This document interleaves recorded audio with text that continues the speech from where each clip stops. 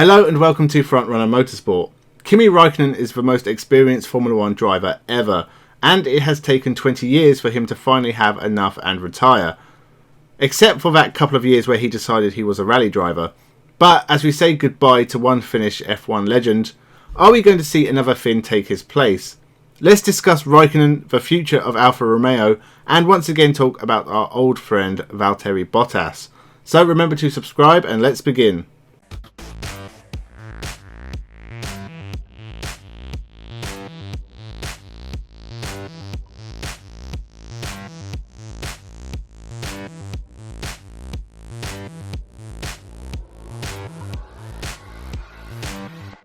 Welcome to Frontrunner Motorsport.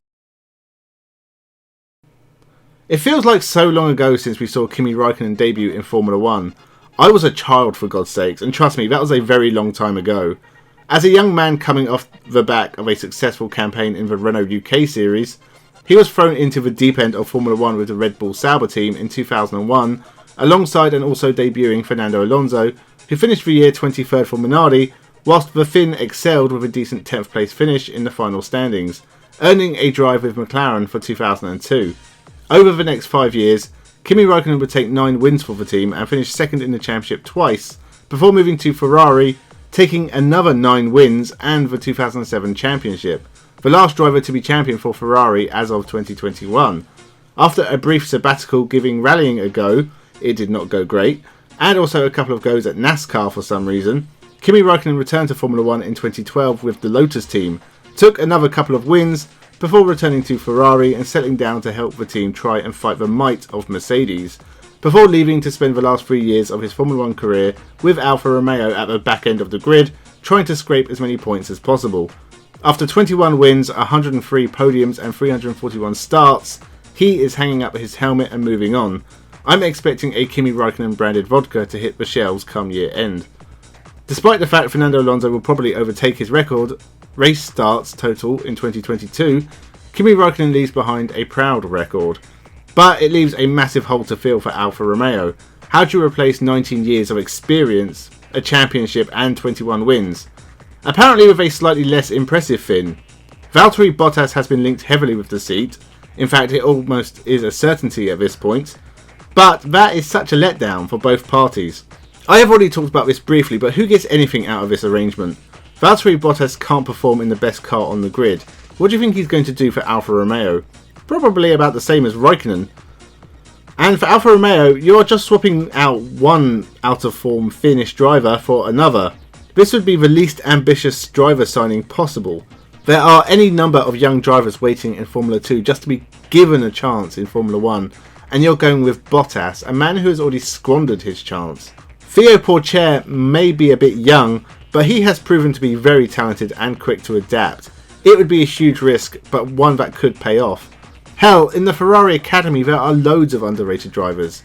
Callum Ilott, Marcus Armstrong, or in my opinion the best option, Robert Schwartzman. The 2019 Formula 3 champion from Russia is a damn good driver, taking 4 wins in Formula 2 in 2020 and another 2, and quietly sitting in 3rd place in 2021. He has proven time and time again he has the talent, and he is in danger of being wasted if no seat becomes available in Formula 1 in the next couple of years.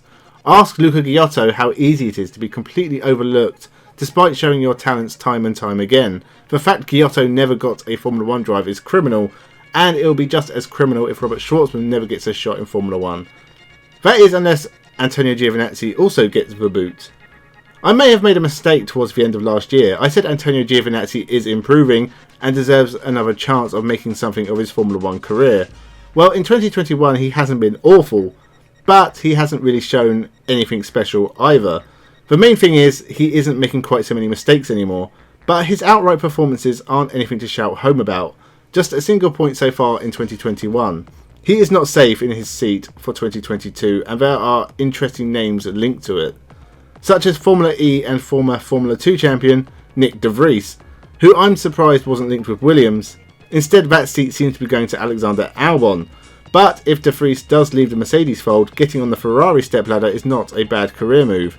If you're going to get Bottas, you might as well get someone younger alongside him.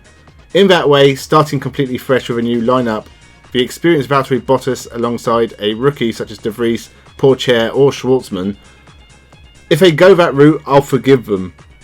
But a team of Bottas and Giovinazzi, you deserve to finish at the bottom. A lot can happen, and it'll be interesting to see what does happen in the driver market for 2022.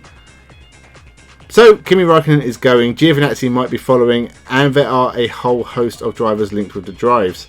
Hopefully they won't be the back markers with only the Haas pair behind them, and whoever they get can actually score some decent results. Like the 2 fourth places Kimi Raikkonen managed in his first season in Formula 1 in 2001. What do you think of Raikkonen's legacy? Who do you think will end up driving for Alfa Romeo in 2022? Leave your thoughts in the comments below, leave a like and a share. We're really close to 500 subscribers, so make sure you hit that subscribe button. Thank you for watching, and have a good one.